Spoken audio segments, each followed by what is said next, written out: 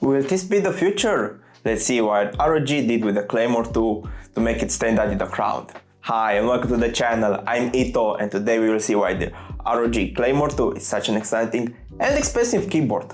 And modular? Out of the box, the first thing that you will notice is the two different sections. On the left we have the main keyboard, which is TKL format or 80%. And on the left we have a mouse, no, it's the numpad. And it doesn't look like it has any way to attach to this keyboard, but it does. I'll show you in a second. First, let's look what else we get with such a premium keyboard. A wrist rest, which is magnetic, kind of embossed, on the side with the ROG logo, which is really soft. The usual instructions manual, which no one reads, and the whole is stickers. And for the new ones here, a welcome card from ROG. The included cable is USB-C to USB-C. We also get two adapters, USB-A to USB-C to go into RPC, and the other one is an extender, so if you are finding that you are getting intermittent issue with connectivity, if your peripherals are glitching, it's nice to be able to pull your dongle out and off to your PC tower and somewhere closer. Coming to the keyboard, the USB dongle has its own dedicated space and it's also magnetic. So it's a wireless keyboard that it's 10 keyless or not. And you can actually put this numpad on either left or right side. If you remove the side covers on both keyboard and numpad, the side cover on the main keyboard it slides and on the numpad it's magnetic, so you don't switch them around.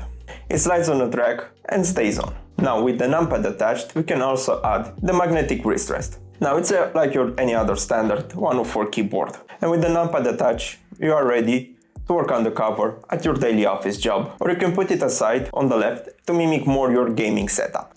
So you have more mouse room and less fatigue. So this is the full setup. You can choose to which side you want the numpad to stay or not having it at all. This is not just a gimmick, it's versatility, so you can use what you need when you need it. Underneath the main keyboard and the numpad we have little rubberized subfeet, which have just one-way adjustment sadly, and the massive ROG eye. Coming to the build quality, this is pretty stiff and I like it. It has an aluminum front plate, glossy black plate, and then as you can see it has USB pass-through. You can plug your USB-C cable for pass-through, where you can also plug one of your peripherals, headphones or the mouse receiver. Or you can switch instead of pass-through. If you hit F and function 12, it switches to fast charging mode. On fast charging mode, with only 30 minutes of charging, you get up to 18 hours of extra juice out of your battery. Now, let's touch it. The keyboard is available with RX linear switch and RX blue clicky switches. I'm using the red switches here, and I think it doesn't particularly do it justice. It's a much nicer sounding keyboard than I thought.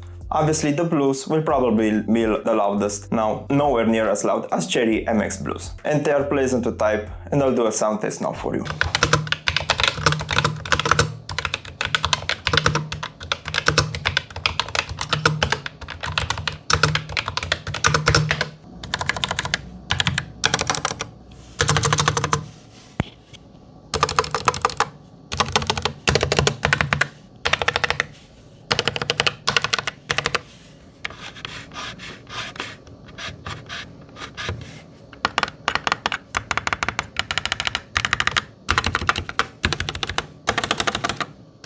Now the biggest highlight to it almost certainly are the switch design. This is ROG Optical mechanical, they are guaranteed up to 100 million clicks and you will immediately know the difference in the housing, as it's an interesting shape. It has a 4-prong setup, as you can see on the keycaps as well.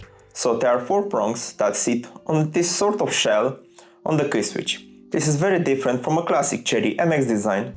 Benefit of this is the keycaps. You don't have the wobble around of the top of the switches. So once you have a couple of hours on this keyboard and press nicely, they will give you a good response without all that wobble and faff that you usually get from another switch. But it also has the X stabilizer system, which is essentially a 4-prong stabilizer system within the housing on here. You can see it slightly here just with the color of the metal shining through on the transparent etching. Basically on the inside, you've got 4 stabilizer pins that are then preventing extra wobble on the key switches. So a really nice job in terms of that. So they are actually really fast and satisfying. The blues are quite loud, but not as loud as Cherry MX blues. I use for working hours during the day and typing on and then gaming at night, and I found to be quite responsive and quite pleasant. Not unpleasant on ears and not unpleasant on the fingertips. And of course this video doesn't do it just, but obviously a bonus of the optical switch is that they actuate nice and quickly and accurately. Have you noticed the housing of the LEDs? It's in the middle, which it means the RGB lighting shines through really nice. Talking about the light, you also get an illuminated ROG logo and 4 bars that show you the battery life. And I will show you all the RGB modes now.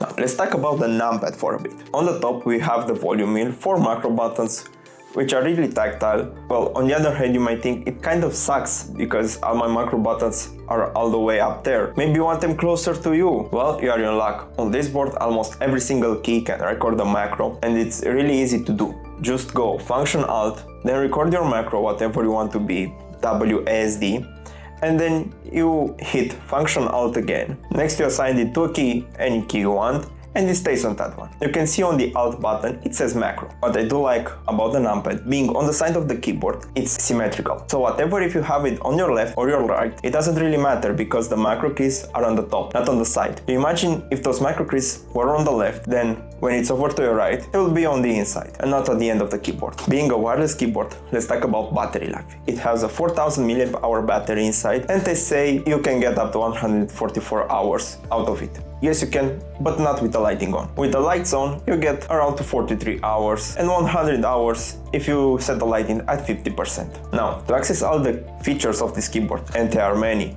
you have to go into Asus Armoury Crate software. I'll see you there. We are now inside the Armoury Crate software. You can aura sync all of your ROG devices and others if they support it. You can click on individual keys and change their functions. Next we have the RGB indicator, all the RGB effects which we went through previously, and it's nice to not depend on the software completely for simple things like RGB and macro recording, and you can do them on the fly directly from the keyboard. On the power tab, it tells you the current battery life. You can also set what percentage of the battery to get an alert, the amount of idle time before it goes into sleep mode, and power saving mode. For all the good things, and there are many that I like about this keyboard, I want to point out 2 downsides for me personally. First, it's the fact that it's just 2.4 GHz wireless. It doesn't come with Bluetooth. So if you want to use it on multiple devices, there are only 2 options. Move the dongle from one to another, or use the dongle on the main one and a cable on your second device. Speaking of wireless connectivity, I had absolutely no issues with it, no double inputs on the same key or ghosting. ROG wireless technology does not disappoint. And the second one is the numpad. It does not have a lockable mechanism, it's just lights. I would really like to see a Claymore 3 that would address my only 2 issues with it. So let me hear your thoughts down below. Regardless, my final impressions on the keyboard is definitely a premium product from ROG. You won't be disappointed with it. Optical switches, the ability to have an 80% keyboard or a classic 100%, on-the-fly macro recording, great switches, amazing RGB, and plenty of other features. And guys, that will wrap it up for my look at the Asus ROG Claymore 2 wireless gaming keyboard. Hope you all enjoyed. If you did, like this video, give it a big thumbs up, share your support, feel free to subscribe, and lastly, leave a comment. So that will do it for me for today. I hope you all enjoyed. See you on the next one. Bye bye.